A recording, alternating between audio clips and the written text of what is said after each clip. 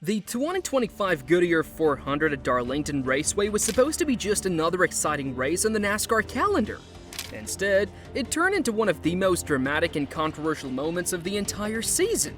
With just 4 laps left, what looked like a routine battle between drivers turned into a wreck that changed the entire outcome of the race. Oh no! Kyle Larson. Backstretch. Off of 2. Kevin, you had just told us about how narrow it is over there. There's another problem. There's a bump. The incident involved Bubba Wallace and Kyle Larson, but the real twist came later, when NASCAR legend Dale Earnhardt Jr. shared his thoughts. What he said shocked many and even shifted the focus away from Wallace to Larson. Let's take a deep look into what really happened, why Dale Jr.'s comments matter, and how this one moment completely changed the race.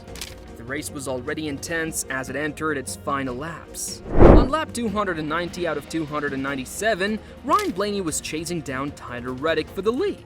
Blaney had been running strong all day and finally managed to pass Reddick coming out of turn 2. It was a thrilling move that put him in position to win, especially after working so hard throughout the race.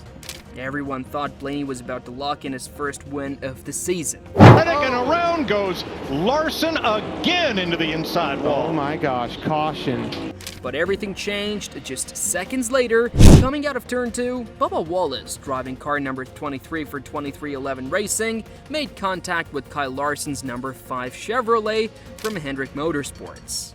The contact sent Larson spinning hard into the wall, bringing out the caution flag. It was a huge moment. The race was no longer going to finish under normal conditions. Instead, it went into NASCAR overtime. That means all the hard work Blaney had done to take the lead was suddenly wiped away. They are double file. Up front, it's single file. There's a crash off turn 2. Never mind. Denny Hamlin comes off turn number 4 and doubles up. Hamlin wins the Goodyear 400. Can burn down the front straightaway. And guess who ended up winning after the final restart? Denny Hamlin. It just felt too perfect, too suspicious, and that's when the rumors started flying. The timing was just too good for Hamlin. Some believed Wallace knew what he was doing and took out Larson to bring out a caution that would help Hamlin take the lead on the restart. On social media, fans started accusing Wallace of race manipulation. Theories and heated arguments took over Twitter, Reddit, and NASCAR forums, but then came Dale Earnhardt Jr. On his podcast, the Dale Jr. Download, he shared his own thoughts after watching the footage many times. And instead of pointing fingers at Wallace, he questioned Kyle Larson's actions. According to Dale Jr., something odd happened just before the crash. He said Larson appeared to suddenly slow down even though there was no clear reason to. Dale Jr. said Larson just kind of powered down. I wonder why he did that. Reich hit the wall, but that was way ahead of him. In several words, Dale Jr. was saying this. Tyler Reddick had already hit the wall after being passed by Blaney, but he was far ahead of Larson. So Larson wasn't in immediate danger, yet he slowed down. And that's when Wallace, who was racing at full speed just behind Larson, hit him from the rear.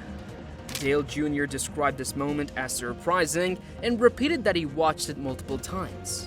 He made it clear he didn't think Wallace did it on purpose. Instead, he hinted that Larson may have caused the situation himself by unexpectedly slowing down. This was a huge twist in the story, because if Larson did slow down without reason, then Wallace's crash into him might have been an accident. It wouldn't be a sneaky move to help Hamlin, it would just be a case of one driver not expecting the other to hit the brakes. That completely changes how we understand the wreck. Let's go back and understand exactly what was happening on the track. At lap 290, Blaney completed a pass on Reddick, who hit the outside wall while trying to keep control. Reddick's car was still moving but slightly damaged. Larson, who was behind them, reacted by braking hard. Maybe he was being extra cautious, maybe he thought debris would come flying back from Reddick's car, but again, Reddick was way ahead. Wallace, on the other hand, had no way to predict that Larson would suddenly slow down. He was racing at top speed, trying to gain positions. So when Larson hit the brakes, Wallace couldn't react in time and ended up hitting the back of Larson's car. The contact sent Larson spinning into the wall. That crash brought out the caution, Blaney, who had just earned the lead after a tough battle, lost everything. Instead of cruising to victory, he had to pit and restart. Hamlin used that restart to his advantage and took the win. Blaney finished 4th, Wallace came in 21st, Larson ended up 37th in place, which was a massive blow for someone who had a good car that day. This one moment not only changed the race but also brought up questions about NASCAR's new rules.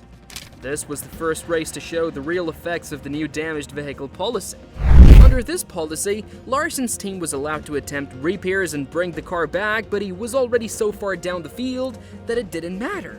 The rule itself wasn't the cause of the wreck, but it added another layer to how fans viewed the crash. Some felt the rules were making things more confusing instead of more fair. Still, the biggest surprise of all came from Dale Earnhardt Jr. Because when someone with his experience and reputation says that Larson may have caused the wreck himself, people listen. Dale Jr. didn't just guess, he watched the footage over and over again. He paid attention to the timing, the speeds, the distance between the cars, and he couldn't figure out why Larson slowed down so much when there was no clear danger ahead.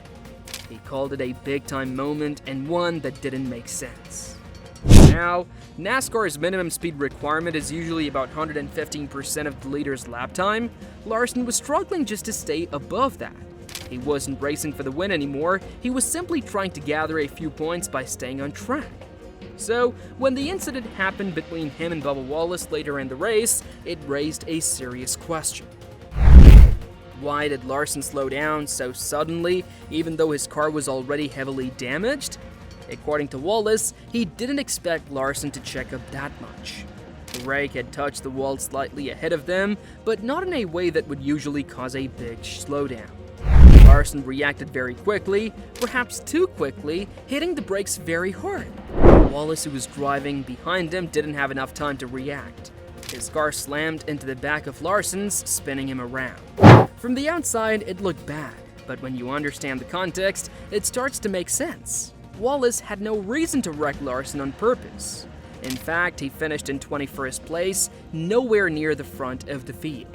If this had been a plan to help his team or a teammate like Denny Hamlin, it certainly didn't work. Wallace did not benefit, he actually ended up hurting his own race. Some quickly began to spread conspiracy theories. They said Wallace spun Larson out to help Hamlin. But when you dig deeper, that theory falls apart. Right after the race, Wallace was seen talking to Ryan Blaney. Blaney had also been affected by the caution caused by the spin. Cameras caught Wallace whispering something to Blaney on pit road. Later, when reporters asked Blaney what Wallace had said, he refused to share the details. That's all we have for today's special episode. As always, don't hesitate to comment down your thoughts on this, and while you're down there, make sure to hit that subscribe button as well.